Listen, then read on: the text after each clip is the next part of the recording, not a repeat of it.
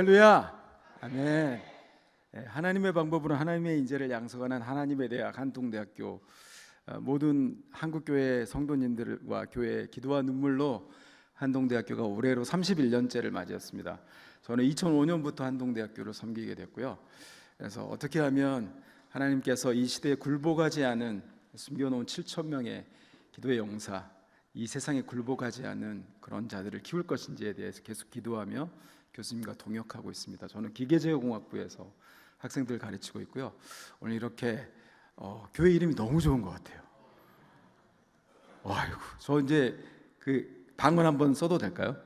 방언 한번. 제가 전라도 사람인데 교회 이름을 보고 나서 함께하는 교회, 오메 뭔 이런 이름이 있다냐 이런 생각. 그래서 여러분들 조금 주무실 것 같으면, 졸리실 것 같으면 제가 바로바로 방언의 은사로 함께 여러분과 하도록 하겠습니다. 제가 잠깐 기도하고 시작하도록 하겠습니다. 참 좋으신 나의 주 나의 아버지 하나님, 모든 영광과 찬송을 우리 주님께 올려드립니다. 하나님, 죄로 인하여 죽었던 저희들을 살리시러 예수 그리스도를 이 땅 가운데 보내주시고, 그 존귀하신 예수님의 이름을 믿는 믿음을 보시고 우리에게 하나님의 자녀된 권세를 주시며, 이제 우리를 창조하신 목적대로 회복하사 이 땅과 이 시대를 살아가는 동안에 하나님의 뜻이, 하나님의 말씀이 우리 같은 자를 통하여 성취되기를 기뻐하시는 존귀하신 하나님의 이름을 온 마음으로 높여드리며, 아버지, 이 밤에도 저희가 말씀으로 찾아오신 하나님을, 그 하나님의 영광 속에 들어가며 하나님을 만나기 원합니다. 하나님, 부족한 자의 입술을 통하여 증거되어지는 하나님의 하나님 되심이 하나도 꺾이지 않고 각 사람에게 비추는 빛 예수 그리스도의 빛으로 성도들 가운데 비추사 우리 주님의 존전 앞에서 영광스러움을 맛보게 하여 주시옵소서. 감사를 드리며 예수님의 이름으로 기도드립니다. 아멘. 할렐루야. 그래서 저는 공대 교수여가지고 PPT가 없으면 이야기가 안 됩니다. 그래서 오늘 이제 제목 한번 같이 읽어보실까요? 시작. 흔들리는 세상, 흔들리지 않는 이름. AI 시대 성도는 무엇으로 사는가? AI 말이 나오니까 약간 불안하죠. 불안하지 않으셔도 됩니다. 기술 이야기가 아니라 오늘 이 시대를 살아가는 저와 여러분들, 이제 기술이 발전하고, 저는 이제 기계제어공학부에서 로봇 만들고 있고요. 피지컬 AI 이런 쪽에 연구하고 있습니다. 실제로 지능 시스템을 공부해서 일본에서 유학할 때 강화학습 이런 걸로 인간 제어 모델 이런 거 만들고 연구를 해왔고, 이제 그게 또 시대가 맞아서 피지컬 AI 관련하는 연구들을 이제 하고 있는데, 그 연구를 하다 보니까 참 AI를 들여다보면서 우리를 다루시는 하나님의 방법과 원리도 그 가운데서 발견할 수 있는 것들이 있다. 그래서 오늘 AI와 말씀을 이렇게 번갈아 가면서 살펴보면서 우리에게 허락하신 하나님의 말씀을 나누길 원합니다. 제가 이제 넘기도록 할게요. 제가 기계제어공학부죠. 제어가 돼야 되는데. 자, 아까 우리가 한번 말씀 있는데 다시 한번 읽어볼까요? 시작. 그러므로 우리가 진동치 못할 나라를 다시 한번요. 그러므로 우리가 진동치 못할 나라를 받았은즉 은혜를 받자. 이로 말미암아 경건함과 두려움으로 하나님을 기쁘시게 섬길지니 우리 하나님은 소멸하는 불이심이니라. 아멘. 진동치 못할 나라를 받은 여러분을 주님의 이름으로 축복합니다. 아멘. 그래서 은혜를 받기 위해서 나오신 여러분들을 주님의 이름으로 축복합니다. 삶 가운데서 경건함과 두려움으로 하나님을 섬기시는 여러분들을 축복합니다. 소멸하는 불, 우리의 모든 것들은 하나님 앞에, 공력 없는 것들은 불탈 것이고, 우리가 하나님 말씀 앞에 순종한 것들만 하나님 앞에 1대1로 서게 될 그 날에 아름답게 하나님께 올려드리게 될 그 날, 마지막 날 우리가 바라보며 오늘 말씀을 보면 좋겠습니다. 이 시대를 이런 시대라고 이야기해요. 뷰카라고 합니다. 볼라타일, 되게 변동이 심하다고 이야기해요. uncertain, 불확실해요.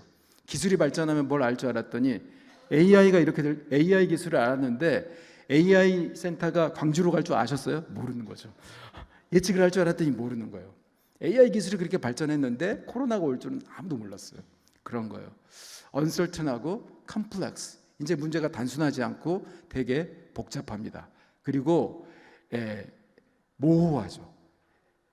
어떻게 문제를 어디서부터 풀어야 될지, 어떤 방식으로 풀어야 될지 그 계기가 무엇인지를 찾기가 힘든 시대, 우리가 그래서 비우카 시대를 살고 있다고 이야기를 해요. 기술이 발전했는데 우리에게 모호함은 더 다가옵니다. 뭐 산업혁명의 이야기는 많이 들어보셨을 거예요. 산업혁명, 1차 산업혁명, 2차 산업혁명, 3차, 지금 4차 산업혁명, AI 시대를 살고 있다고 하는데 1, 2차 산업혁명이 인간의 노동력을 대신하는 것이었다면 3차, 4차 산업혁명은 인간의 지능을 대신해서, 그래서 만약에 인간의 지능을 대신해서 사람이 하는 어떤 기능들을 AI가 모방을 하고, 그래서 인간만이 할 수 있는 호모 사피언스, 생각하는 능력을 기계가 만약에 가지게 된다면 사람은 뭘 하면서 살아야 되는가, 이런 불안함이 우리 가운데 오고 있죠. AI 기술은 발전 역사를 보면 그 알파고 같은 특정 영역에서 했던 AI, 내로우 AI라고 해서 ANI라고 하고요. 이제 그 특정 영역이 아니라 일반 영역까지, 그래서 제너럴 AI, 지금 내로우에서 제너럴 AI, 생성형 AI가 나오면서 그 영역 가운데 질문하면 답하는 이런 시대를 살고 있죠. 그뿐만 아니라 비서처럼 에이전틱 AI 시대를 살아가고 있어요. 어느 시대를 지나가면 이제 인간이 가져온 지능을 초월하는 어떤 시점이 올 것이다. 그래서 슈퍼 AI, 그래서 ASI라고 하는데, 그것들을 사람들이 이야기할 때 특이점이 온다라고 이야기하고 있어요. 근데 AI의 기술은 보면 지금 AI는 그렇습니다. 예전에는 전부 다 AI 개발을 어떻게 했냐면 전부 그 규칙에 기반한 거였어요. 룰 베이스드, 규칙 기반이었어요. 꼭 율법과 같죠. 근데 지금은 퍼포스 드리븐, 골 드리븐이에요. 목적을 이루게 하는 AI 모델을 학습하는 게 가장 최종의 목적입니다. 그래서 AI에서 다루는 것은 어떻게 하면 목표를 잘 설정할 것인가, 우리가 목적 함수라고 하는데, 목적 함수를 잘 설정하면 AI가 좋은 데이터를 기반으로 좋은 학습을 할 수 있고, 그래서 미래를 예측할 수 있는 AI, 좋은 AI 모델을 만들 수 있어요. 예를 들면 추천하는 AI, 여러분 뭐 이제 인터넷 쓰다 보시면은 나도 모르는데 나의 관심 갖는 어떤 막 광고 사이트들이 막 뜨지 않습니까? 추천 AI의 가장 큰 목적은 사람들이 가능하면 클릭을 많이 할 것, 아니면 들어간 사이트에서 오랫동안 머무를 것, 뭐 이런 것들이 이제 목적 함수고요. 자율주행 AI 같은 경우는 사고가 나지 않을 것, 뭐 이런 거겠죠. 그런 방식으로 목적 함수를 정하고 목적 함수를 최적화하는 방향으로 학습을 하고 있어요. AI는 이제 그런 방식이에요. 그래서 그 AI 엔지니어링, 그 파운데이션 모델을 만드는 이 소프트웨어 엔지니어들이 혹시 여기 계신지 모르겠는데, 그분들 만나보면 좋은 목적 함수를 만드는 게 되게 중요하다고 이야기하는데, 좋은 목적 함수는 크게 세 가지 요건을 만족해야 된대요. 노란색만 한번 읽어볼까요? 제가 1 하면 같이 읽어주세요. 자, 첫 번째, 네, 두 번째, 세 번째. 그래서 AI를 잘 학습시키려고 하면 지식이 적으면 안 돼요. 데이터가 좋아야 되고 수많은 여러 종류의 데이터들이 들어가야지 학습이 잘 되겠죠. 그러니까 충분한 지식이 필요하다는 것이 첫 번째 필수 조건이에요. 데이터 양이 확보되어 있어야 되고 데이터의 질도 좋아야 됩니다. 두 번째는 그 목표가 충분히 도전적이어야 돼요. 여러분 구구단 다 외우실 줄 알죠? 예, 수학의 목적이 구구단이면 되겠어요? 아니죠. 나는 구구단 빨리 외울 수 있어. 248, 355, 막 빨리 외우는 게 목적이 아니라 수학이 어느 정도 수준이 되면, 그 다음에 뭐 함수도 풀 수 있어야 되고 미적분도 할 수 있어야 되고 뭐 이렇게 되는 거죠. 그런 것처럼 도전할 수 있는 게 충분히 챌린저블한 이런 과제가 주어져야지 학습을 잘 할 수 있어요. 세 번째는 명확한 방향이 있어야 돼요. 그러니까 뭘 하기 위한 것인가가 목적이 분명하지 않으면 항상 좋은 목적 함수를 만들 수가 없어요. 이렇게 AI를 전공하는 사람들도 이 세 가지 목적 함수를 어떻게 설정하는 것에 대한 이런 고민들을 많이 하고 기술들을 개발하기 위해서 노력하고 있어요. 그런데 이 AI 기술이 발전해서 아까 ASI, 슈퍼 AI라고 해서 언젠가 AI 기술이 전 인류가 쌓아온 지식을 초월하는 시점, 그 시점을 기술적 특이점이라고 하는데, 그 기술적 특이점이 오게 되면 어떤 일이 벌어질 것인가, 사람들 되게 불안해하고 있어요. 초조해하고 있죠. 모든 것을 이제 이 기술이 대체하는 게 아닐 것인가. 근데 아까 1차 산업혁명, 2차 산업혁명이 한참 일어났을 때도 동일한 고민들이 있었어요. 이제 대량 생산 시대가 되고 전기가 발전되면서 개발되고 하면서 대량 생산 시스템이 들어왔거든요. 기계가 막 반복적인 작업을 대신하니까 우리 일자리를 이제 기계가 뺏어간다고 그래서 러다이트 운동 같은 것도 이루어졌어요. 근데 결국은 어떻게 됐죠?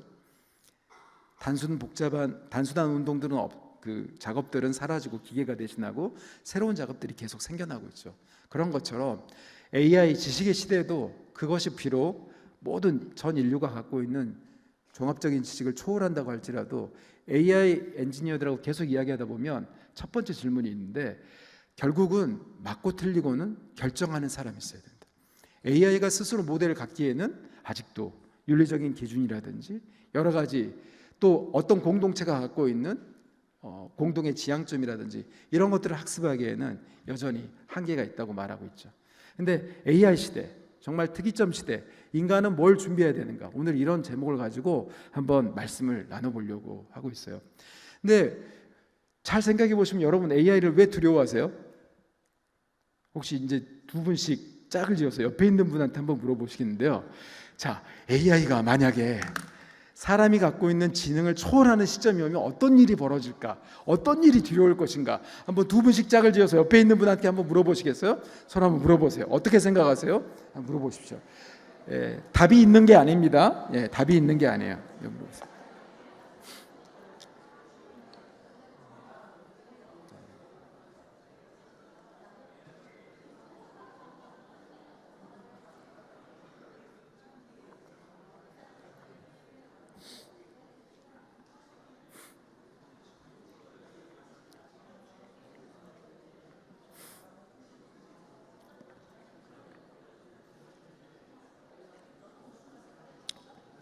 네, 어떤 생각이 드세요? 어떻게 될까요, 과연? 제가 이제 저희 연구실에 학생이 박사가 3명이고 석사가 5명이고 8명의 학생이 있는데, 예전에는 제안서를 올 초에 이제 교수들은 연초에 제안서를 많이 쓰는데 연구 과제를 받아오기 위해서 13개의 제안서를 썼어요. 예전에는 있을 수 없는 일이거든요. AI 도움을 받으니까 엄청 빨리 쓰고, 정말 엄청 빨리 써요.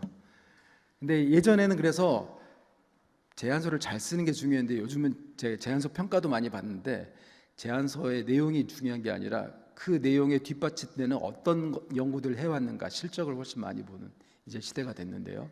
AI 하게 되면 그렇게 해서 이제 소프트웨어 엔지니어들 정말 그 열심히 공부했는데 거의 이제 4년제 졸업한 사람들 거의 채용하지 않는 시대가 되었다고도 하는데, 이제 시대는 바뀔 거예요.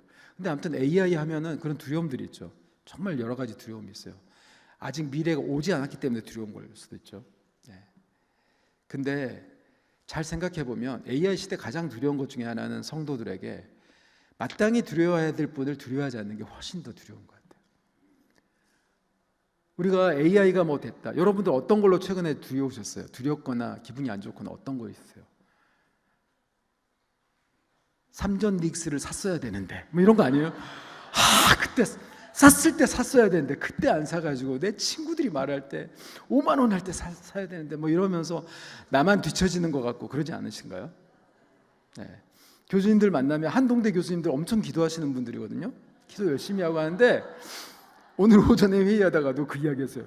교수님 사셨어요? 이러고 그러면서 그런 거 이야기하고 뭐 그렇죠 우리가.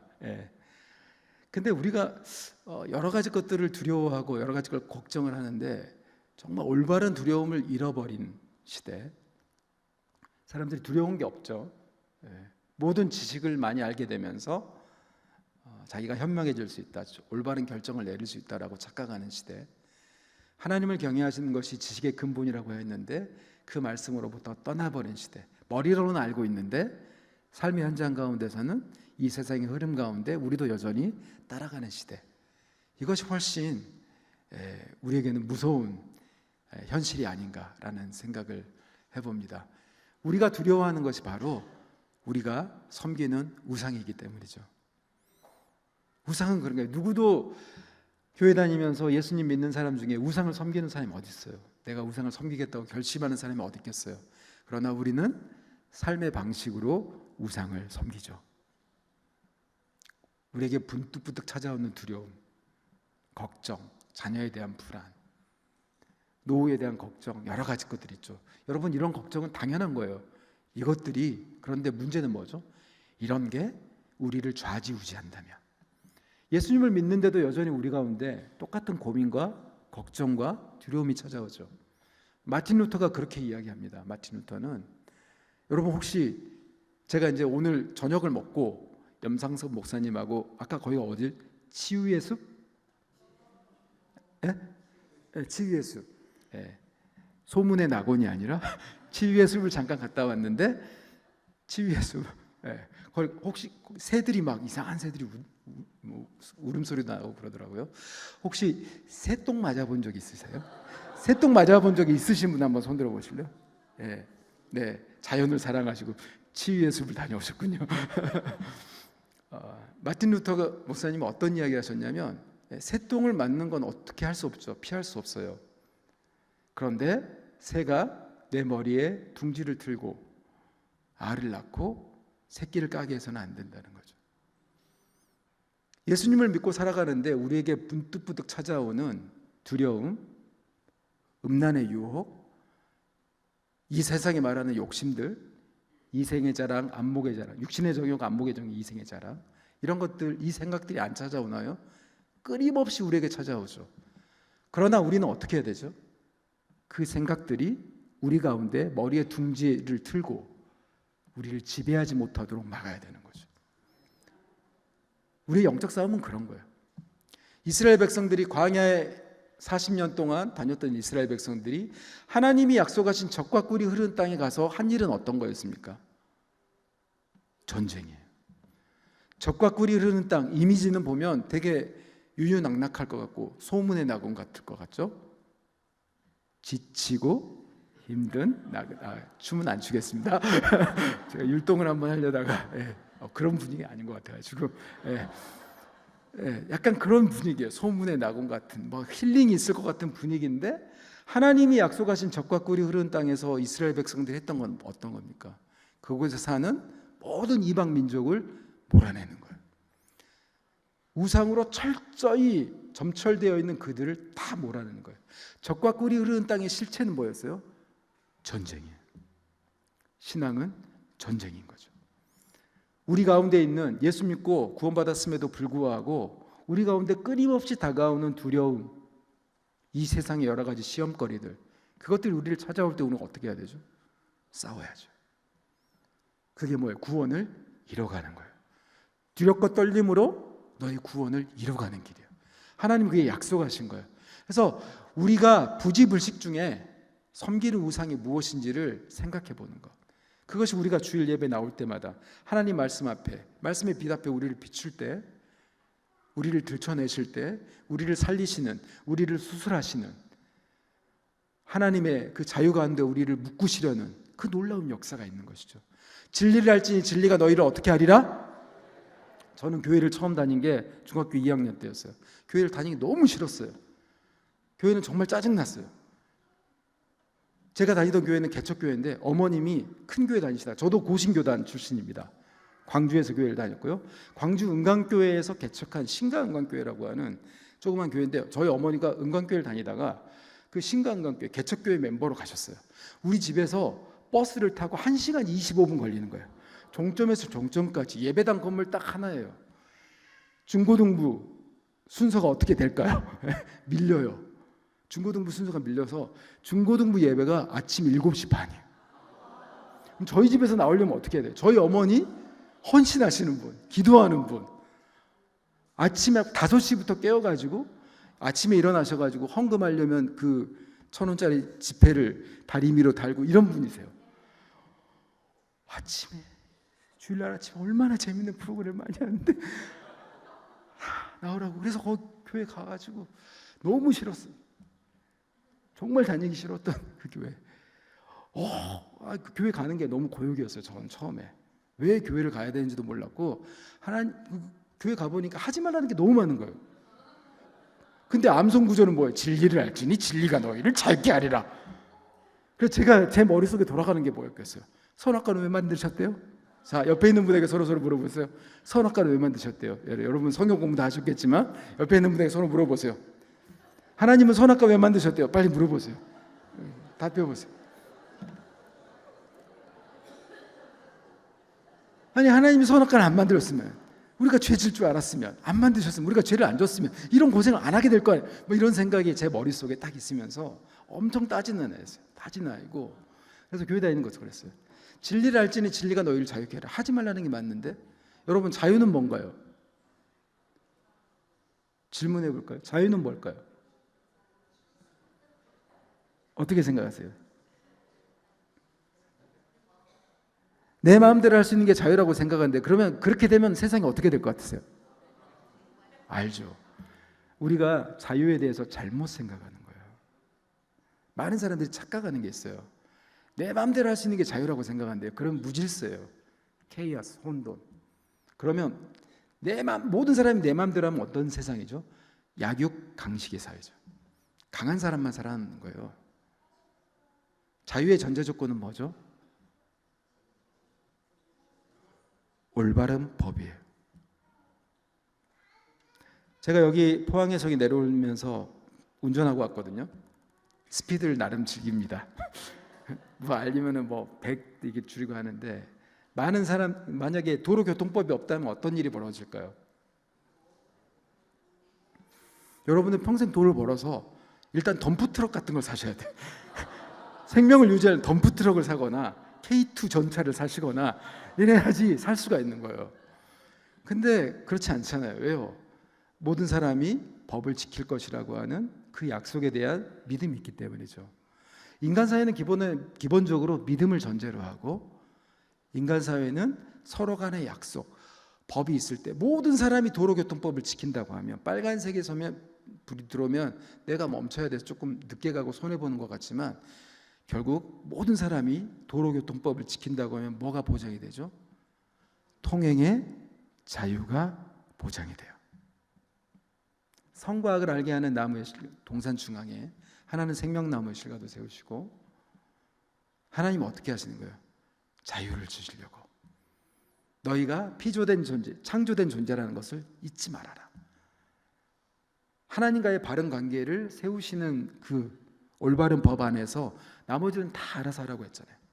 경작하고 지키고, 창조 명령을 주셨잖아요. 그렇게 우리가 자유에 대한 생각을 조금 다르게 생각해 보면, 하나님이 우리에게 자유를 주시는 방식이 어떤 걸 이해하게 되면, 예수 믿고 구원받고 우리의 삶이 어떤 방향으로 부름받았는지, 그 영광스러운 삶의 목표가 어딘지, 우리는 전혀 꿈꾸지도 않고 상상조차 해보지 않았던 것들, 하나님이 꿈꾸시는 그 높이가 얼마나 대단한 건지 막 흥분돼요.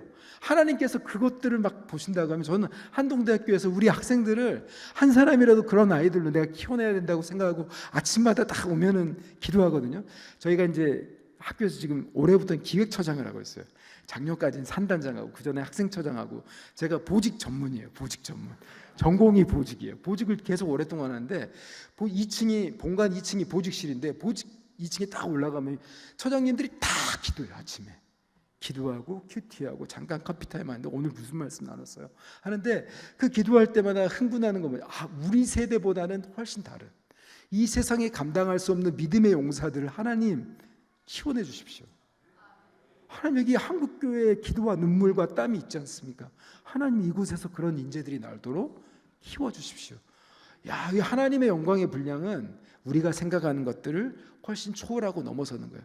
우리가 누구인지 알면 세상을 두려워하지 않게 돼요. 자, 따라서 해볼까요? 우리가 누구인지 알면 두려워하지 않는다. 자, 우리는 누구일까요? 첫 번째, 정체성 1. 같이 제목 읽어보실까요? 시작. 첫 번째 말씀 읽어보겠습니다. 시작. 오직 너희의 하나님 여호와께서,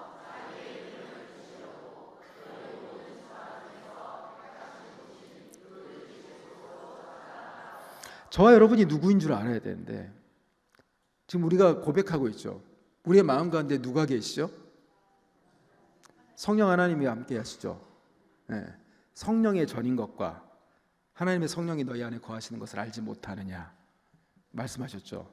근데 구약시대에 이스라엘 백성들을 430년간 노예로 있었던 그들을 출애굽시키셔가지고 하나님이 광야로 내보내시면서 시내산에서 율법을 주시고 처음에 하신 게 어떤 거냐면 하나님께서 자기의 이름을 두시려고 한 곳을 택하신대요. 그게 광야 시대에는 성막이에요. 앞에 보니까 이 성막 이게 모형이 있더라고요. 성막이에요. 그 아래에 있는 말씀도 같이 읽어볼까요? 시작.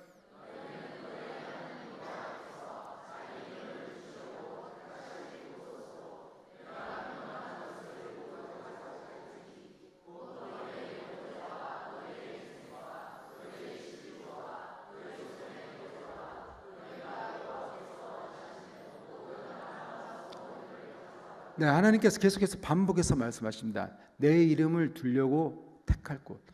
잘 아시는 바와 같이 계시지 않는 곳이 없으신 무소부재하신 하나님께서 자기의 이름을 두시려고 택하실 곳, 그 중에서 성소, 지성소, 대제사장만 1년에 한 번 들어가는 곳, 그 지성소에 나아갈 때는 피를 가지고 나가야 되잖아요. 그곳에 이름을 두신대요. 언약궤를 두시고 하나님의 약속을 두시고 이름을 두시려고 택하실 곳이라고 이야기했습니다. 밑에 있는 무소부재이신 같이 읽어봅니다. 시작. 무소부재이신 하나님은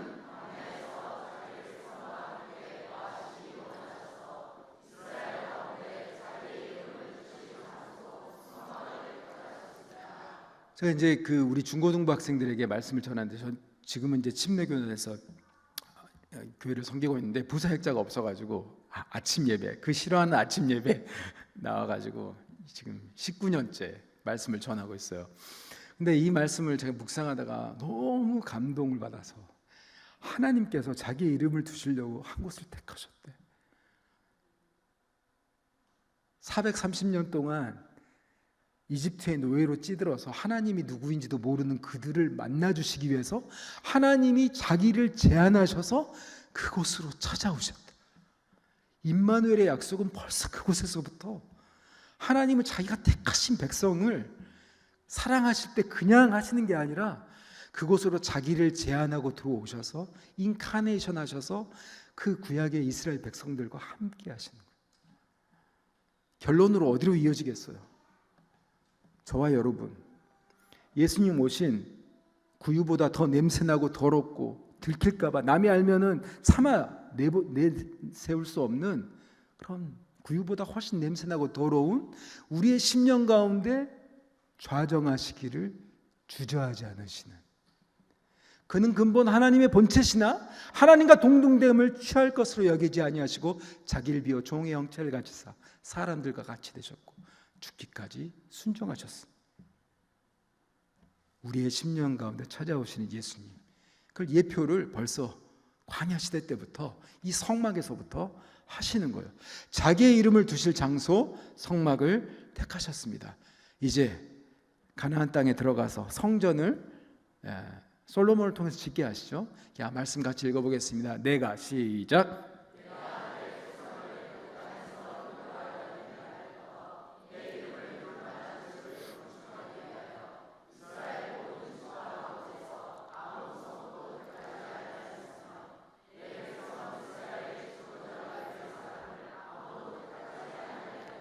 아멘. 그 아래 말씀도 주께서 시작.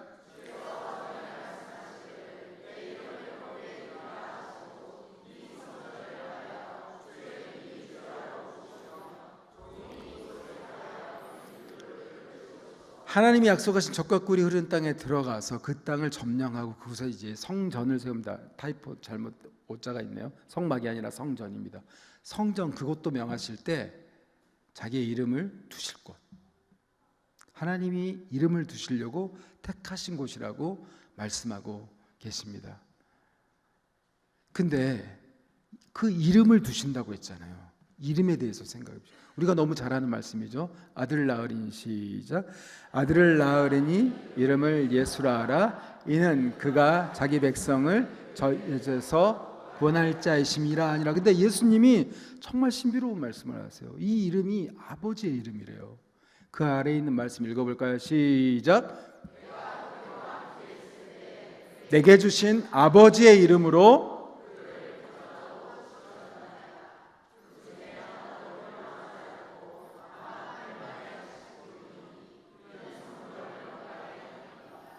아멘. 아들 낳으리니 이름을 예수라 하라. 이는 그가 자기 백성을 저희 죄에서 구원할 자이심이라. 여러분 잘 아시죠? 히브리 문화에서 이름은 의미가 있잖아요. 이름을 주신다고 하는 것은 하나님께서 저와 여러분, 당신이 택한 백성을 향하신 약속을 주시는 건데, 우리를 죄에서 구원할 자이십니다. 그리고 마태복음 1장 23절에는 또 어떻게 나와요? 처녀가 잉태하여 아들을 낳을 것이요 그 이름을 무엇이라 하리니? 임마누엘이라 하리니 이는 하나님이 우리와 함께 계시겠습니다. 하나님이 우리에게 약속을 주시는 거예요. 내가 너희와 함께 할 거야. 내가 너희와 함께 할 거야. 아들 낳으리니 이름을 예수라 하라. 영접하는 자 곧 그 이름을 믿는 자들에게는 어떤 권세를 주셨다고요? 하나님의 자녀가 되는 권세를 주셨으니, 그 이름이 누구의 이름이에요? 아버지의 이름이에요. 예수님은 그 아버지의 이름으로 오셨고, 아버지의 약속을 갖다 순종해서 오셨고, 이제 그 약속을 믿는 자들에게는 어떻게 하신다고요? 하나님의 자녀가 되는 권세를 주시고 우리와 함께 하시겠다는 임마누엘의 약속으로 우리에게 두렵고 떠는 우리에게, 어떻게 될지 미래에 대해서 불안해하는 우리에게 하나님은 약속하시는 거죠. 하나님의 말씀이 진리라고 하는 것을 여러분 어떻게 생각하시나요? 하나님의 말씀은 진리입니다. 예, 그렇죠. 진리죠. 하나님의 말씀은 진리라고 하는 것은 어떤 거냐면, 하나님이 창세기 1장에서 하나님의 말씀으로 천지를 창조하실 때 지금도 모든 천지 만물은 하나님의 말씀에 순종하여서 하나님이 계획해 놓으신 질서대로 움직이고 있어요. 지금도 순종하고 있어요. 하나님의 말씀이 진리라고 하는 것은 지금도 그 말씀을 진리로 믿고 순종하는 자들에게 말씀하시니 그대로 되니라. 그 역사가 이루어지는 거예요. 우리가 하나님의 말씀을 받을 때 우리가 어떻게 받아야 되냐면, 하나님, 이 말씀이 제가 잘 모르겠지만 하나님, 그러나 이게 저에게 주신 약속이라면 하나님, 저에게 이 말씀이 이루어지게 하옵소서. 이런 믿음의 고백이 있어야 돼요. 하나님께 나아가는 자는 반드시 그가 계신 것과 그가 자기를 찾는 자들에게 상 주시는 이심을 믿어야 할지니라. 히브리서 저자가 했던 말씀처럼, 하나님, 우리가 똑같이 여기 나와서 다 예배를 드리는 것 같지만 이 가운데서도 어떤 마음과 어떤 심정을 하나님께 나아가느냐에 따라서 하나님 우리를 보시는 게 다르다는 거예요. 하나님 차별하신다는 게 아니라 하나님 우리를 그렇게 만나기를 원하신다는 거예요. 예수님의 이름이 누구의 이름이라고요? 아버지의 이름입니다. 예수 그 이름에는 같이 읽어볼까요? 죄로 인하여, 시작. 죄로 인하여 이웃과의 관계가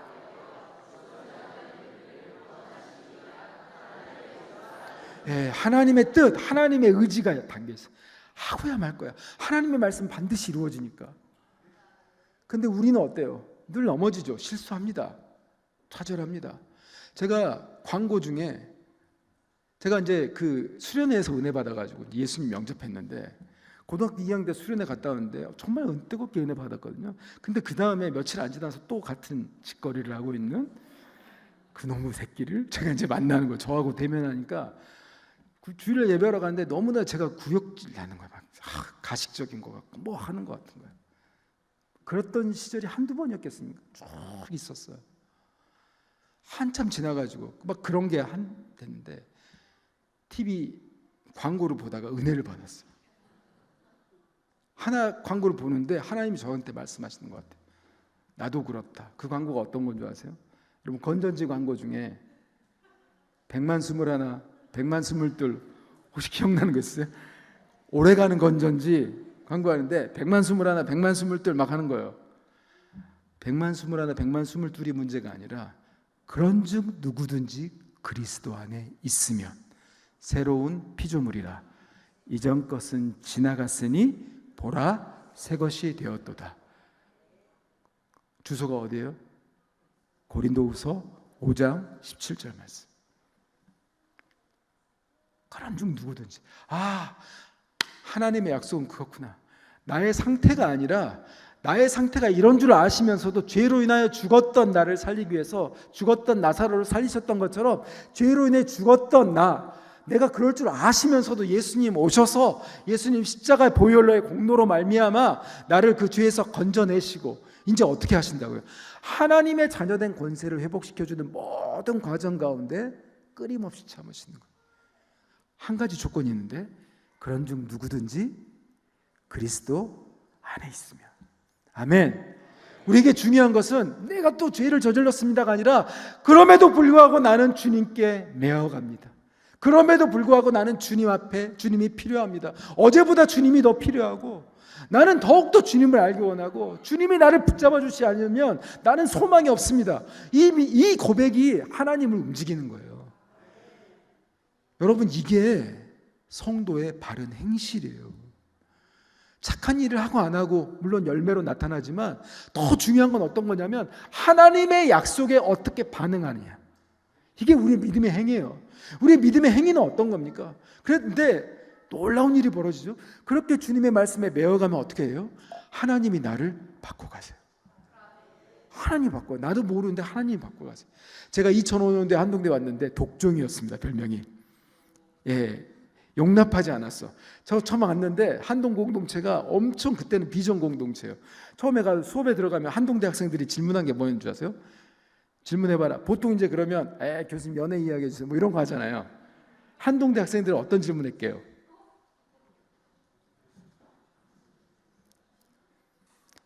교수님의 비전은 뭡니까? 교수님은 하나님의 나라를 어떻게 보십니까? 이런 질문 하더라고요. 기계 제어공학부 공돌이 공순이가 벙쪘어요. 그래가지고 얘들 뭐지? 저 그래도 고신교단에서 사이다 판타콜라 SFC 했던 사람이거든요. 학생신앙운동. 예. 보아라 펄럭이는 주님의 큰 깃발. 예. 광주에서 중고등부 유니원, 그 학생 중고등부 SFC 연합위원장이었고요. 대학교 다닐 때도 USFC 위원장이었어요. 그러니까 SFC 막 열심히 했다고요. 그런데도 그때도 그런 질문 안 했는데 한동대 학생들 그런 질문 하더라고요. 근데 그때 제가 독종이었어요. 근데 어떤 걸 했냐면 너희들 말이야 비전에 취해 있으면 안 돼. 그러면서 실력이 중요해. 신앙 모든 것을 신앙으로 기도로 뭉그러뜨리려고 하는 이 사악한 놈들 막 이러면서 엄청나게 빡세게 그래가지고 막 팀 프로젝트 엄청 시키고 시험 시간이 중간고사 시간이 막 4시간이에요. 그래서 야, 밥 먹고 올래? 막 그러고 이제 한동대학교는 무감독 양심시험 보는 거 아세요? 개교 때부터 지금까지 나는 하나님과 사람 앞에서 정직하게 시험에 임하겠습니다. 사인하고 교수는 나가요. 무감독 양심시험. 리더가 되려면 honesty and integrity. 정직과 성실. 그거는 배워내야 돼요. 뭐 치팅한 애들 있긴 하지만 근데 그렇게 했는데 근데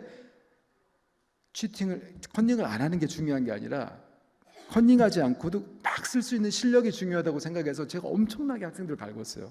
팀 프로젝트 할 때는 뭐라고 했냐면 애들이 막 열심히 이제 팀 프로젝트 할 거 아니에요. 그래서 이제 발표를 하러 오는데 저한테 심사 맡으러 오면은 막 이제 열심히 한 애들은 이렇게 광채가 나요. 그래서 후광이 빛나면서 자신감 있어. 교수님 목소리도 약간 굵어요. 교수님 저희가 했는데 말씀드리겠습니다. 막 이렇게 막 자신 있게 이야기해요. 근데 저는 크리틱 대마왕이었어요.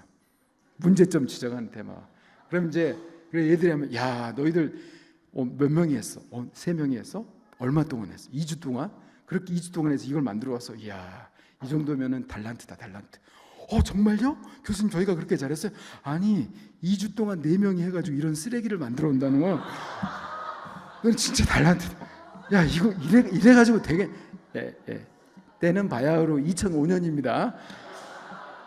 그때부터 저는 이미 교권 보호국이었어요. 그때부터 이미 교권 보호국이었는데 그때는 막 그렇게 말하면서 학생들하고 하면 애들 막 절망하고 막 울고 막 해서 막 다시 열심히 한다고 막 그랬는데 지금은 인간이 완전히 바뀌었죠.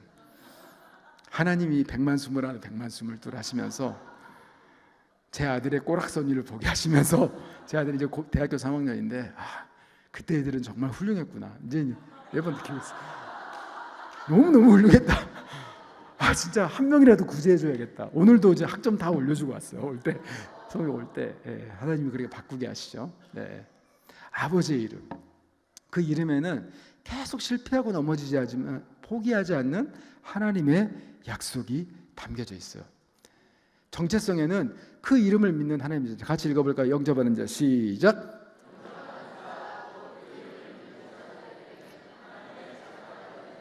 하나님의 자녀가 되는 권세는 하나님의 말씀에 순종할 수 있는 권세. 수많은 자유 중에서 선택지 중에서 어떻게 한다고요? 하나님의 말씀을 옳은 것으로 알아 손해 날 줄 알지만 택하는 자유. 그러면 어떻게 될까요? 말씀하시니 그대로 되니라. 창세기 1장의 역사가 나타나는 거예요. 지금도 하나님의 말씀은 모든 사람들에게 약속으로 받아들여서 순종하는 사람들에게 말씀하신 것이 그대로 되는 거예요. 자녀된 권세는 억압하는 권세, 위에서 누르는 권세가 아니라 군림하는 권세가 아니라 어떤 권세예요? 내 이웃을 내 몸처럼 사랑하는 권세. 제가 가르쳤던 초등학교 5학년짜리 아이의 고백을 잊지를 못하는데, 여자아이 초등학교 5학년, 남동생 초등학교 2학년, 3년 차이, 문제 많죠. 엄청 개구죠. 남동생이 누나를 용납하지 않아. 계속 어느 정도까지 개구지냐면, 누나 머리 긴데 거기다가 부엌에서 그 가스불 당기는 이걸 갖고 와서 막 불 붙이려고 하고, 그러니까 엄청 개구진, 매번 싸우는 게 일이에요. 애들 그 주일학교에서 주로 역할은 둘을 떼어놓는 거예요. 엄청 시끄러웠어. 근데 어느 순간인가 갔는데 여자애가 지 남동생이 괴롭혀도 그냥 대응을 하지 않는 거예요. 그래서 놀랬어. 야, 계속 네가 가만히 있으니까 걔가 그러는 거 아니야. 못하게 해 좀. 하지 말라고 그래. 내가 눈물을 뚝뚝 흘리는 거야. 나중에 물어봤어요. 왜 그랬어? 그해 여름의 캠프가 내 이웃을 내 몸처럼 사랑하라. 얘가 하나님의 말씀을 받은 거예요. 얘는 지금 온 마음과 정성으로 하나님께 영광을 돌리고 있는 거야. 여러분, 하나님께 영광을 돌리는 게 뭔지 아세요?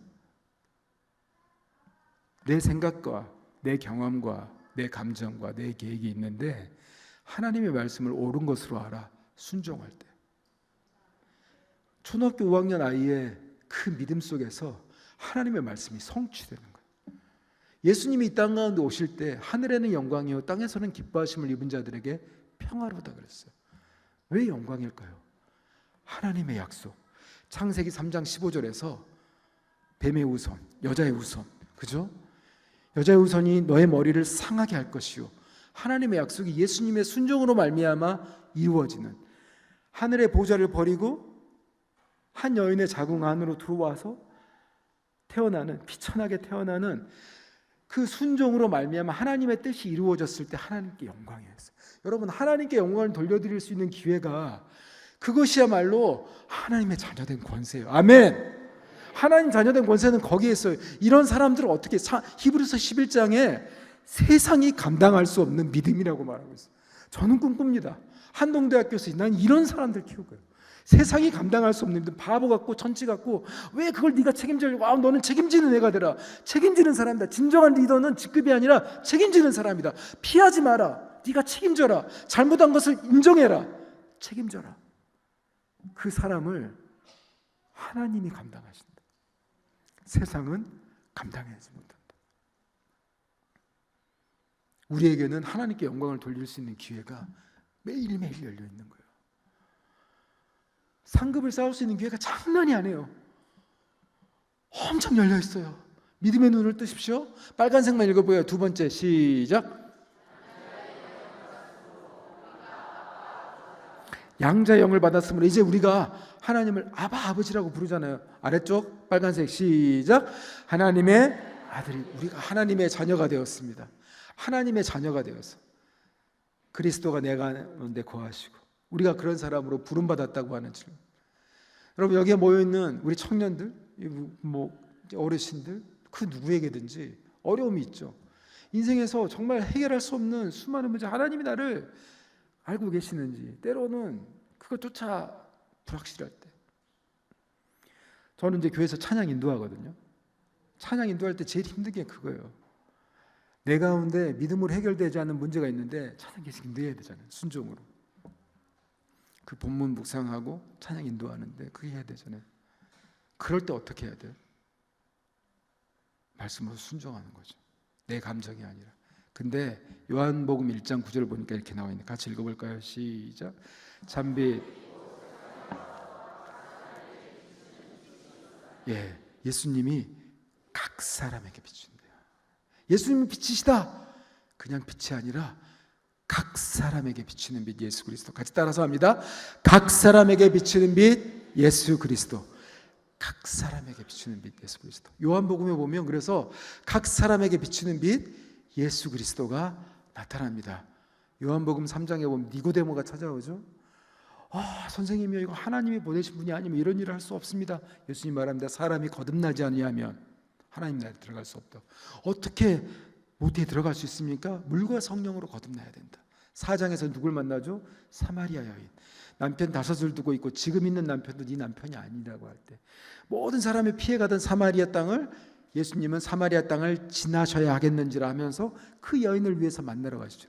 거기에서 그 여인에게 영과 진리로 드리는 예배에 대해서 이야기합니다. 정죄에서 자유함을 얻게 하시고, 그리고 38년 된 병자, 여러분 38년의 숫자가 어디에서 나온 줄 압니까? 가데스 바네아에서 정탐꾼 보내서 그들이 징벌받아서 38년 광야를 헤매요. 그 38년 된 그 병자는 어떻게 납니까? 이제 예수님 물어보십니다. 낫고자 하느냐? 내가 낫고자 하느냐? 예, 낫고자 합니다라고 대답해야 되는데 자기가 알고 있는 답을 이야기하는 거예요. 물이 동할 때 먼저 들어가야 되는데 다른 사람들이 먼저 들어가서 나를 넣어줄 사람이 없어서 제가 계속 이러고 있습니다. 우리가 그렇지 않나요? 우리가 예수님 앞에 기도할 때, 하나님께 기도할 때 답을 미리 정해놔야 돼. 하나님이 이렇게 답해 주셔야 된다고 정해놓고 그게 안 정해지면 응답받지 못했다고 이야기하는 거예요. 아니에요. 예수님이 물어보시면 예수님께 답해야 돼요. 저는 예수님이면 족합니다. 예수님이 필요합니다. 예수님이 답입니다. 예수님이 행하시는 게 옳습니다. 저는 모르지만 순종하겠습니다. 내 자리를 들고 일어나라 이야기하시죠. 자기 연민이 아닙니다. 책임을 말하시고 자존하라고 이야기하시는 거죠. 그것뿐입니까? 오병이어에서 뭐라고 합니까? 제자들에게 너희가 먹을 것을 주라. 우리가 200데나리온이 없습니다. 아니야. 너희가 먹을 것을 주라. 축사하시고 나눠주시니까 제자들이 계속 나눠줘서 너희가 먹을 것을 주라라고 하는 예수님의 말씀을 순종할 때 그것들이 그대로 이루어지죠. 생존이 아니라 이제 목적 있는 삶으로 우리를 부르신다고 말해요. 가늠하다 잡혀온 여인에게는 어떻게 이야기합니까? 나도 너를 정죄치 아니하노니 가서 다시는 죄를 범하지 말라. 여러분, 이 모습들이 누구의 모습입니까? 저와 여러분의 모습 아닌가요? 우리가 경중은 다르겠지만 저와 여러분의 모습 아닙니까? 성경을 볼 때 우리의 모습으로 해석해서 읽지 않으려면 우리의 모습의 상태에 따라 상태에 말씀하시는 예수님을 만나지 않으면 하나님의 말씀이 우리에게 작용하지 않는 거예요. 하나님의 말씀이 우리에게 능력이 되지 않는 거예요. 여러분, 하나님의 말씀이 능력이 없는 게 아니라 우리의 믿음이 없어서 하나님 말씀 우리 가운데 말씀하시니 그대로 되니라 역사가 이루어지지 않는 줄 믿습니다. 여러분, 이제 맹인을 만났을 때는 어떻게 합니까? 저 맹인 된 게 무슨 거예요? 저 사람의 죄 때문인가요? 부모의 죄 때문인가요? 아니야! 하나님을 드러내는 하나님의 영광을 돌리기 위함이라. 예수님 말씀하시죠. 나조차도 알 수 없는 수많은 문제, 나의 가정의 문제, 관계의 문제, 모든 경제적인 문제, 왜 나는 이래야 되는가요? 하나님의 영광을 드러냅니다. 여러분, 십자가의 고난의 깊이만큼 부활의 영광의 높이가 나오는 거예요. 고난이 없이는 영광이 없어요. 고난이 없이는. 제가 하나님의 대학 한동대학교에 2005년도에 부름받아서 갔는데 7년을 완전히 바닥에 살았어요. 하나님 저를 트레이닝 시키시는 수많은 시간, 제가 귀하게 여겼던, 소중하게 여겼던 것들을 철저히 다루시는 하나님을 만나면서 임마누엘의 하나님을 경험해요. 임마누엘의 하나님 언제 경험해요? 바닥칠 때. 나의 원하는 게 이루어질 때가 아니라 그곳에서도 계시는 하나님을 볼 때 우리가 하나님이 어떤 분이신지, 왜 하나님은 이런 방법을 통해서라도 나를 고치기 원하시는지 우리가 만날 수 있는 거죠. 빛은 자신을 비추지 않습니다. 빛이신 예수님은 자신을 비추시기 위해서 오시지 않았습니다. 같이 읽어볼까요? 시작. 주의 말씀은 내 발의 등이요 내 길의 빛이니이다. 빛이신 예수님은 우리의 어둠을 드러내십니다. 우리의 어둠을 물리치는 방법은 빛 대신 주님 앞에 나아가는 것밖에 없습니다. 그래서 각 사람에게 필요한 말씀을 주시는 거예요. 말씀을 통하여서 우리에게 자유 속에서 순종하기를 원하시고, 우리가 순종할 때 하나님의 말씀이 이루어지는 창조의 역사로 우리를 부르십니다. 같이 말씀 읽습니다. 시작. 해의 영광이 다르고 달의 영광이 다르며 별의 영광도 다른데 별과 별의 영광이 다르도다. 부활하고 난 다음에 어떻게 될 것인가에 대한 말씀인데, 이 말씀을 어느 날 묵상하는데 이야기하는 그렇지, 해와 달과 별들은 각기 다르지. 머릿속에 딱 스쳐가는 한 단어, 별들은 경쟁하지 않아.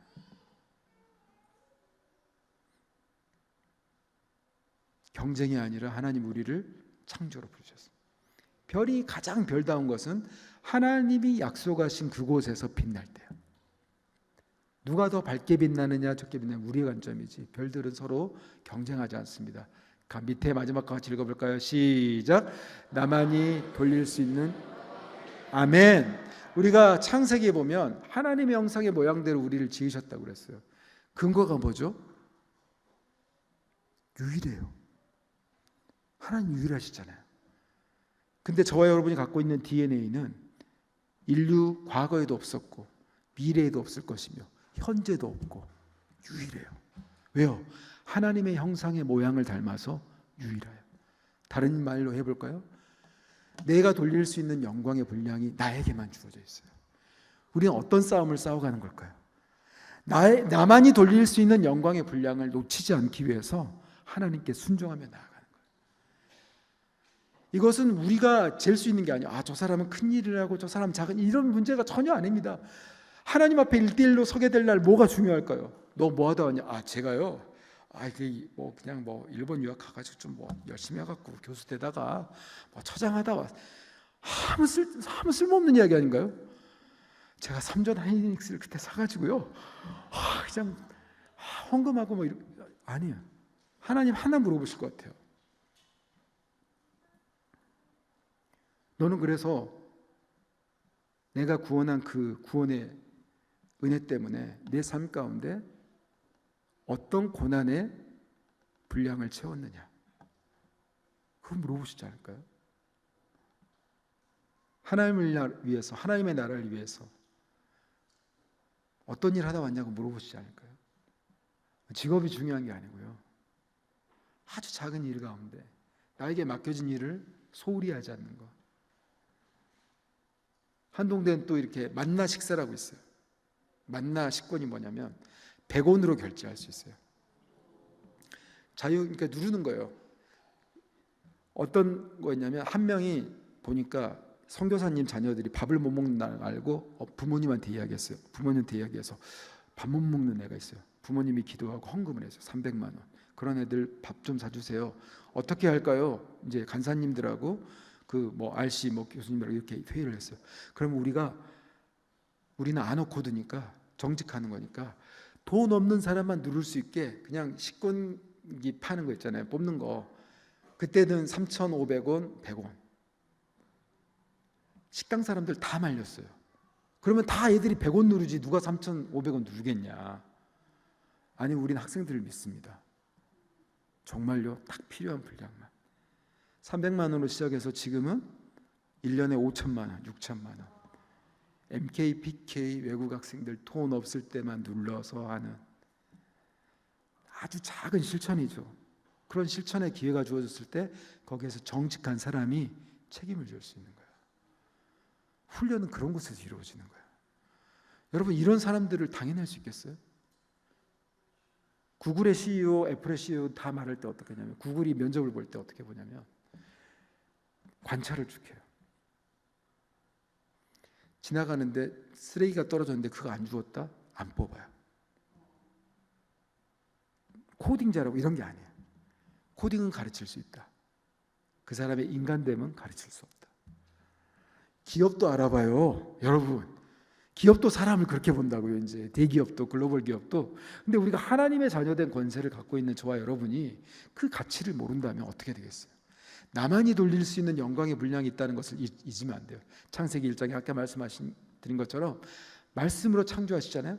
말씀하시니 그대로 되니라가 6번이나 반복이 돼서 나와요.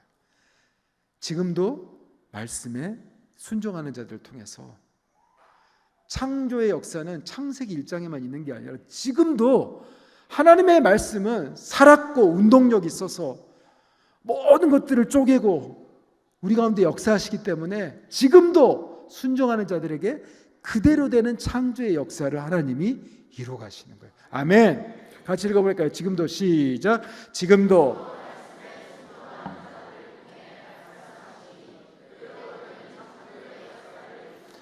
할렐루야. 하나님 성실하시기 때문에요, 이 일을 이루십니다. 하나님은 이거 카운트 하실 것 같아요. 얼마나 순종을 했느냐. 너는 얼마나 순종을 했느냐. 그래서 창조하면 많은 사람들이 생각해요. 뭔가 전구따마가 탁 튀어나오고 아이디어가 탁 튀어나오고. 아니에요. 창세기는 반복이에요. 저녁이 되고 아침이 되니, 저녁이 되고 아침이 되니, 저녁이 되고 아침이 되니. 하루하루의 루틴, 내가 어떻게 살아가느냐가 창조의 삶을, 나의 삶을 통해 이루어가시는 하나님의 역사가 이루어지는 아주 구체적인 현장이야. 질서와 리듬이에요. 그래서 훈련이 중요해요. 여러분 수요일날 올데이 훈련하신다면서요. 말씀 앞에 큐티 앞에 나오신다면서요. 아무것도 아닌 것 같다고. 아니요. 이런 루틴, 리듬, 질서, 이것들을 통하여서 반복되어진 일들을 통하여서 하나님의 일을 이루시기 때문이에요. 여러분 첫 번째 전쟁 기억하시죠? 여리고성 도는 거예요. 얼마나 이상한 일이에요. 아까 우리 찬양했죠. 세상이 이해 못하고 조롱할 일 아니에요. 이 닦고 저 같으면 돌아버렸을 것 같아요. 진짜 가만히 있지를 못하거든. 이 닦고 아니 말이 되냐고. 논리적으로 말이 안 되잖아. 그렇게 돌아. 마지막에는 더 돌아. 7바퀴 돌아. 근데 어떻게 돼요? 뭘 훈련시키고? 순종 훈련시키시는 거잖아요. 네. 매일매일 반복돼. 그리고 어떻게 해야 돼요? Set your direction. 결정해야 돼. 어떻게 살 것인지를. 다니엘이 마음과 뜻을 정했던 것처럼 결정하는 노력들이 우리에게 필요합니다. 그러면 내 삶의 결정 기준은 뭐냐면, 아까 목적함수 이야기를 했잖아요. 제가 물어봤습니다. 챗GPT한테. 성경의 목적함수는 뭐니? 사랑이래요. 와, 놀랍죠? 그래서 챗GPT한테 칭찬 많이 해줬습니다. 네가 나랑 이야기를 하더니 신앙이 좋아졌구나. 그러니까 엄청 주인을 닮는다고 하더니 기특하다 막 그랬더니 저는 상식적인 답변을 이놈의 자식 뭐 이렇게 했는데, 예, 최고의 목표는 사랑이죠. 자, 주황색 같이 읽어볼까요? 시작. 말씀 가운데 주황색 글씨 시작.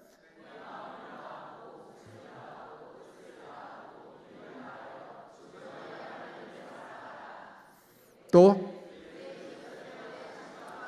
율법사가 물어봤죠. 가장 큰 계명이 뭡니까? 근데 예수님이 두 가지를 말씀하셨어요. 하나님 사랑, 두 번째는 이웃 사랑이라고 이야기했어요. 아까 세 가지 조건 기억하시나요?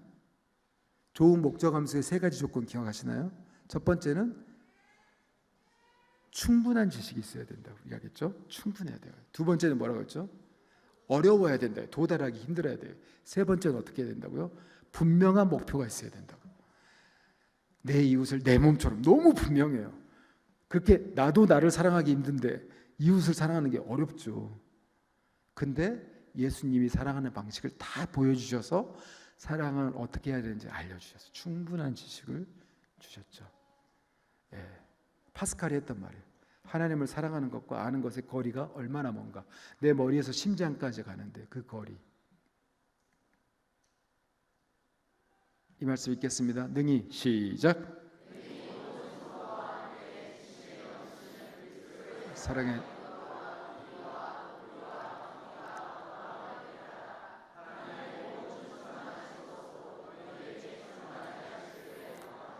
그래서 목적함수에 대해서 묵상하다가 이 말씀에 대해서 묵상하면서 큐티하다가 이 말씀 보면서 공학도에 또 피가 들끓어 올랐어요. 그리스도의 사랑의 너비와 길이와 높이와 깊이를 좌표축으로 나타내보자. 이렇게 좌표축으로 사랑의 깊이 어디까지요? 사망의 자리까지 죽으셨잖아요. 죽음을 맛보시고 죽음의 자리까지 이르신 사랑. 우리를 그냥 위에서 바라보시는 게 아니라 그 자리까지 도달하신 사랑. 사랑의 너비는 어떻게 될까요? 안 계신 곳이 없어요. 다윗이 고백하죠. 사망의 음침한 골짜기를 다녔는데 정말 사람들이 나를 욕하고 나를 죽이려고 하는 상황 가운데서도 주께서 나와 함께 하심이라. 사랑의 너비. 어느 곳에도 함께 하시는 임마누엘의 은혜. 그 은혜가 있고 사랑의 길이는 뭘까요? 고린도전서 13장에 사랑은 언제나 어떻게 하고? 오래 참고. Love is patient. 참는 거예요. 사랑에 대한 첫 번째 정의가 창인데 요한 1세에 하나님은 사랑이시라. 그러면 사랑은 대신에 하나님을 대입해 보면 어떻게 되죠? 하나님은 언제나 오래 참고. 영어 번역에 patient도 있고 long suffering 있어요. 오랜 고통이래요. 내가 사랑하는데 그 사람이 안 안아주면 참을 때 고통스럽죠. 그런 것처럼 long suffering, 사랑의 길, 끝까지 포기하지 아니하시는 인내의 사랑. 그 사랑의 높이는 뭘까요? 우리를 예수님의 그리스도의 장성한 분량까지 이끄시겠다는, 우리가 생각하는 수준이 아니라 그리스도 예수님을 닮아가는 그 지경까지 높이시겠다는 하나님의 계획. 엄청나죠. 사랑의 깊이와 너비와 길이와 높이가 어떠함을 때라 그 원점에는 예수님의 십자가가 있죠. 그래서 하나님의 자녀된 권세를 가진 사람들의 삶은 누구든지 나를 따라오려고는 어떻게 하라?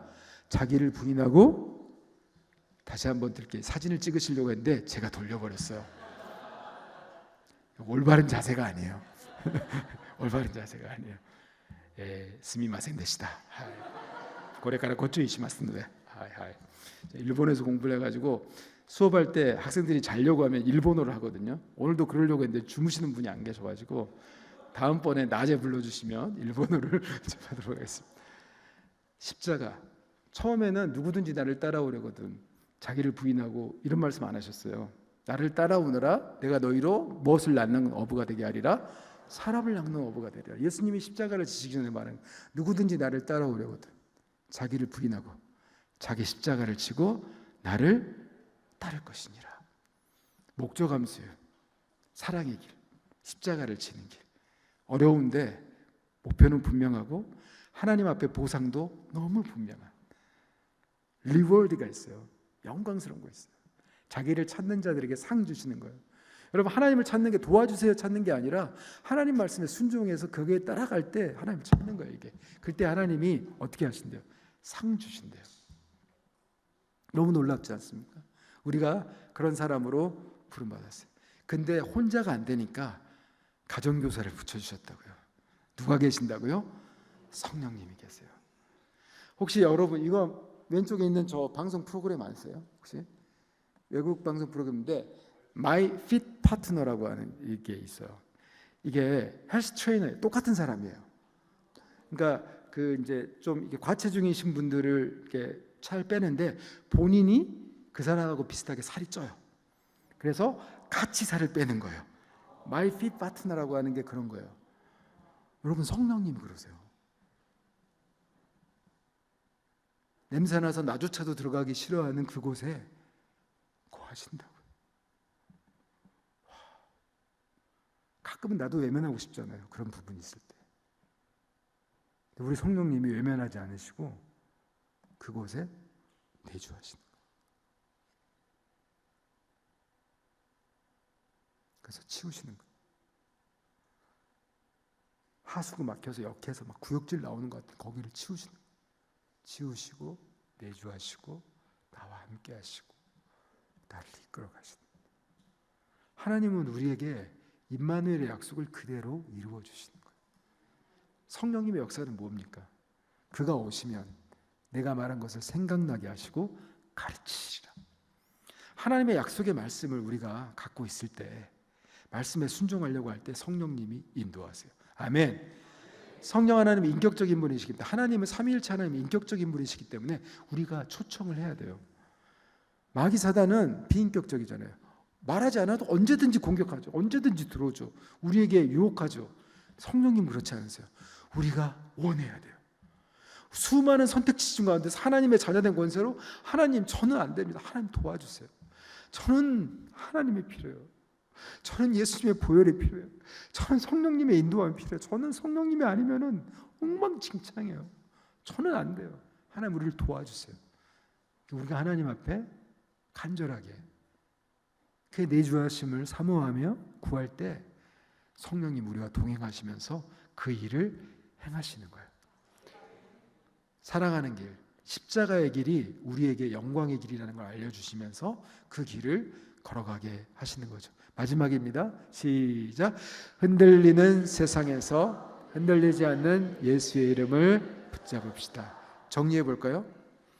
우리의 정체성은 뭐냐면 하나님의 이름을 두시려고 택하신 곳. 광야에서는 성막, 가나안에서는 성전. 지금은 뭘까요? 교회죠. 하나님 그 이름을 두시려고 택하고 예수 그리스도를 믿는 저와 여러분이 모여있는 이 공동체, 교회. 하나님 안에서 우리 서로 이어져 그가 거하실 성전이 네. 모퉁이 돌 대신 예수와 하나 되게 하신 성전 안 함께 지어져 가네. 하나님 안에서 우리 서로 이어져 주가 거하실 성전이 되네. 모퉁이 돌 대신 예수와 모퉁이 돌 대신 하나 되게 하신 성령 안에 함께 지어져 가네. 그러니까 여러분 교회 이름이 얼마나 좋아요. 함께하는 게 완전히 용코빼박입니다. 여러분 정말 너무 좋은 이름이에요. 하나님 안에서 함께 지어져 가는데 예수의 이름, 아버지의 이름, 예수의 이름을 두시려고 택하신 것, 저와 여러분의 마음을 성전 삼고 오셔서 하나님의 약속을 두시고 내가 너를 떠나지 않는단다, 임마누엘이다, 너를 향한 목적이 있어, 사랑의 목적이 있어, 방향이 있어. 그것은 어떠냐면 네가 내 아들 그리스도를 닮아가는 거야. 네가 수많은 걸 할 수 있는데 내 아들 예수가 그랬던 것처럼 너도 수많은 선택지 중에서 내가 너에게 한 약속을 옳다고 여겨서 모든 사람이 다른 길로 갈 때 너는 그 말씀을 믿어서 아무도 믿지도 않고 무시하고 조롱하고 그럴 때 너는 그 말씀에 영광의 무게를 두고 그 말씀에 순종하여 갈 때 나는 너를 통해서 영광을 받는단다. 나는 너를 통해서 내 아들 예수의 형상을 볼 거야. 우리가 그런 자예요. 엄청나죠. 기대가 되지 않으시나요? 내 삶을 어떻게 이끄실 하나님을 생각하면 기대가 되시지 않으시나요? 어제까지 나의 문제가 아니라 하나님의 약속 안에서, 하나님의 약속의 말씀 안에서 나를 확인하는 거예요. 언제나 그래서 공동체가 중요해요. 그 약속의 공동체, 말씀의 공동체, 기도의 공동체, 그 말씀 안에서 나를 확인해가며 흔들리지 않는 예수의 이름을 붙들고 가시는 함께하는 교회 성도님들, 또 귀하게 새롭게 오실 목사님과 함께 또 새로운 도약을 이끌어내실 하나님을 기대하며 여러분 가운데 역사하실 성령 하나님을 온 마음으로 전 바라보며 기쁨으로 중보하고 또 응원하도록 하겠습니다. 아멘. 제가 기도하겠습니다. 참 좋으신 아버지 하나님 감사합니다. 각 사람에게 비추는 빛, 예수 그리스도의 빛. 주님, 부족한 자의 선포를 통하여서 하나님의 말씀의 빛이 여기 계신 귀한 성도님 한 분 한 분에게 비춰졌기를, 예수 우리들의 밝은 빛, 그 빛 대신 예수님 앞에 우리의 것들이 드러날 때 수치를 부끄러워하지 않고 우리를 치유하시고 우리를 그리스도의 장성한 분량으로 이끄실 하나님의 약속에 매어가는 그런 복된 자들로 오늘 이 밤도 그 기도의 자리로 우리를 이끌어 주시옵소서. 우리가 온 마음으로 주님을 바랍니다. 주님, 나에게 비추시는 빛 가운데 내가 나아가오니 하나님 나의 어둠을 물리치시고 하나님의 역사, 성령님의 역사를 나의 삶 가운데서 행하실 때 아멘, 할렐루야, 내가 그 말씀에 순종하는 자로 나아가 하나님의 약속의 말씀이 성취되어지는 그 축복의 현장이 나의 삶이 되겠습니다. 그렇게 나의 삶을 내어드리는 결단하는 귀한 성도님들 될 수 있도록 은혜로 채워주시며 역사하여 주시옵소서. 하나님, 이제 우리가 찬양으로 나아가며 기도로 나아갑니다. 하나님, 우리를 비춰주시고 아버지 하나님, 우리가 결단하며 하나님 앞에 나아가오니 우리 심령 가운데 새 일을 행하여 주시옵소서. 감사를 드리며 예수님의 이름으로 기도드립니다.